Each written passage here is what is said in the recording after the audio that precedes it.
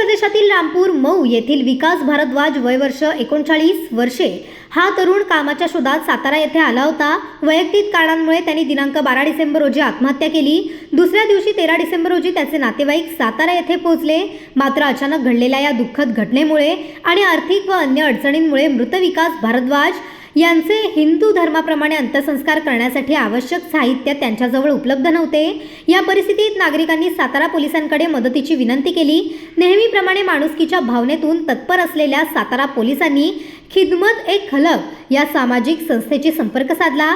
संस्थेचे अध्यक्ष सादिक भाई शेख यांच्या मार्गदर्शनाखाली उपाध्यक्ष अब्दुल सुतार, आरिफ खान, हासिफ मुराद, आसिफ खान तसेच शाहरुख शेख, मुस्तफा बागबान व इतर स्वयंसेवकांनी पोलीस प्रशासनाच्या सर्व नियमांचे पालन करून माहुली येथे घाटावर विकास भारद्वाज यांचे हिंदू धर्माच्या विधीप्रमाणे अंत्यसंस्कार पूर्णत्वास नेले।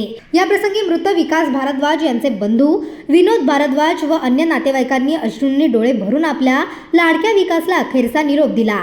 मात्र उत्तर प्रदेशातून साताऱ्यात येऊन भावाच्या मृतदेहावर परधर्मीय स्वयंसेवकांनी अत्यंत आपुलकीने व माणुसकीच्या भावनेतून केलेले हे कार्य पाहून नातेवाईकांचे डोळे पाणावले। त्यांच्या मुखातून एकच वाक्य भावुकपणे बाहेर पडले, हमें हमारे प्यारे ने बता कर गया की इंसानियत आज भी जिंदा है।